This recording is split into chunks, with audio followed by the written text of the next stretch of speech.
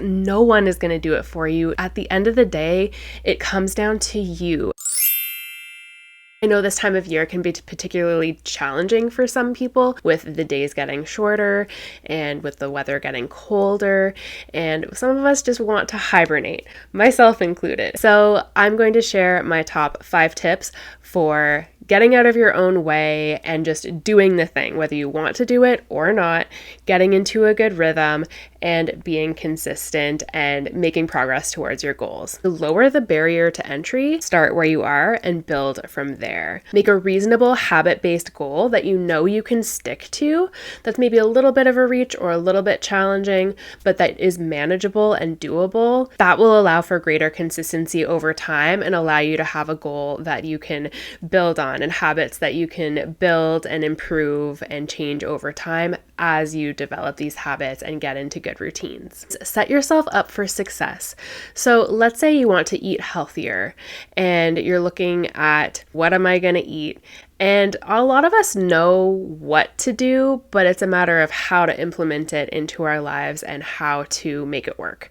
So a lot of us know to eat our veggies, to eat more fruit, to eat beans and whole grains and eat whole foods, right? Rather than eating really highly ultra processed foods. To set yourself up for a goal like this, you could start with a little bit of easy meal planning, going grocery shopping or ordering your groceries to you, prepping your food so that it's good to go and ready for you when you're ready to refuel and ready to eat your meals. If your goal is to get into the gym more often, schedule it in. Look at your schedule and figure out where you can slot it into your day and into your week and where it makes sense. You're much more likely to do the thing if it's scheduled in and planned. Another thing you can do with wanting to get into the gym more and setting yourself up for success that way is lay out your clothes the night before. Get all of the things that you're going to need for your gym bag and pack it the night before so that it's very easy to just bring everything with you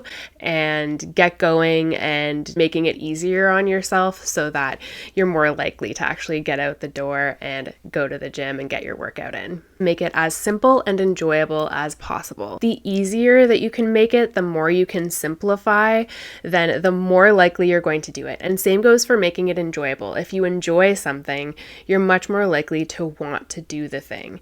If you're trying to sort of force a square peg into a round hole, and maybe you've heard that X exercise is the best, but you hate it, you're not very likely to do it if you're in that mindset of, oh, I hate this thing, I don't really want to do it, but I feel like I should, I feel like I have to, and this and that.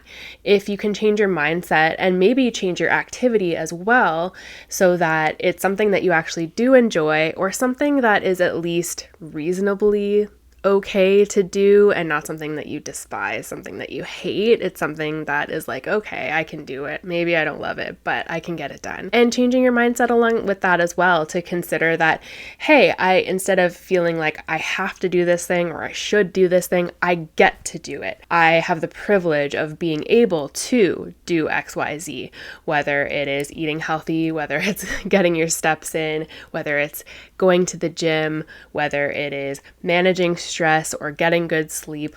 All of these things are contributing to your healthy lifestyle. So consider what you can do, consider what you do have access to, and make do and do the best with what you do have and what you are capable of. Accountability. Being accountable makes it much more likely that you're actually going to do the thing even when you don't really want to. So whether that means an external accountability, so an accountability to someone else, like an accountability buddy, a friend, someone you can reach out to and kind of connect with. And if you don't really have access to hiring a coach or you don't really have someone that you can be an accountability buddy with, I encourage you to leave your plans in the comments section below. I will be reading them, and I'm sure others in the community will be reading what your plans are. And then if you come back to it a week from now, a couple weeks from now, and update on how you've been doing and what's been going on, there you go, accountability. It's nice to know that you're not alone when you're trying to get things done and trying to be productive and implement new things, but you're kind of struggling and having a challenge and having a hard time. It's nice to know that you're not alone. You're not the only one. Another way to be accountable is just being really radically accountable and honest with yourself.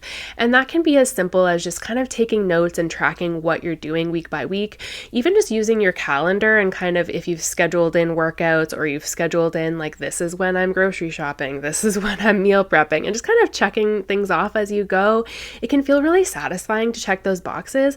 And then maybe if things don't work out one week or another, or one day or another, putting a little X beside it, maybe making a little note of like what was going on, maybe what the obstacle is. And then you can look at your plan and kind of revamp it or switch it up to suit your needs depending on what's going on. I think we underestimate how much we can do when we really start small and start with like little things that build and build and build on themselves. And those little things build up into a tower of wins over time. And it's just a matter of continuing to implement and continuing to be consistent and do the things that we know are good for us. So if you've already done those first 4 tips, if you've lowered the barrier to entry, you've set yourself up for success, you've made the process as simple and enjoyable as possible, and you also have an accountability system in place, and you're still having a hard time doing the thing, just do it. Whether you feel like doing it or not, just do the thing.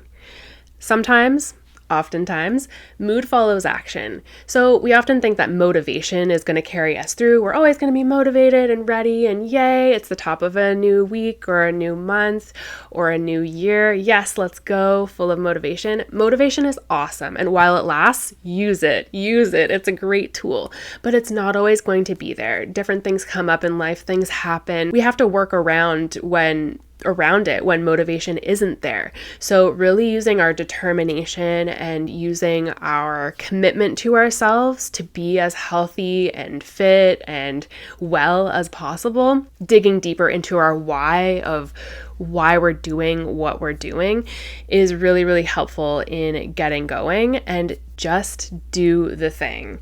You kind of have to parent yourself a little bit and be that person that, tells yourself to do the things. No one is going to do it for you. At the end of the day, it comes down to you. And that's the great thing about it. It might sound challenging and difficult, and sometimes it is, but it's also really empowering to know that you are in control, you have the power. Another great question to ask is, what's the alternative? If I don't just get in there and do the thing that I want to do, what's the alternative here? And sort of playing out that scenario of, well, if I don't go to the gym today and I committed to myself that I would go, and I am well enough to go, I'm going to feel upset with myself because I haven't kept a commitment to myself that I want to keep and that I want to do, and I'm something that is valuable to me and important to me.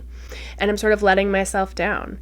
And so if you sort of play it out and you sort of consider how you're going to feel in the future, that can be helpful in changing your present, changing the choices you're making right now in order to help your future self out. Oftentimes, if you go in an alternative direction and you don't just get in there and do the thing and get it done, the alternative is often feeling disappointed in yourself, delaying your progress, putting off your goals, and not prioritizing you and your health.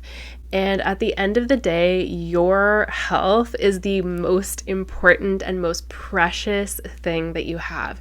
Take it from someone who has dealt with many health issues over the years, including ovarian cancer, endometriosis, asthma, chronic pain, and fatigue. Health is wealth, and if you don't take care of it now and do what you can to make it the best possible now, your risk of dealing with more health issues later in life increases. So set future you on a course and on a path to increased health and vitality and wellness. I am wishing you all the best on your health adventures, whether you want a weight loss journey, a fitness journey, just wanting to really be as healthy and fit and well as you can be. Please share your thoughts in the comments section below and share what is your one thing. This is the action step of the day. One thing that you are planning to change over the next week to improve your health, your wellness, your fitness, whatever your goal might be. What is that one thing? I would love to hear about what your plan is moving forward, and come back to this video to continue to check in. Please remember to like and subscribe before you leave, or hang out on the channel and check out some other videos while you're here. I hope you're having a great day. Stay well, and I'll see you in the next video. Bye.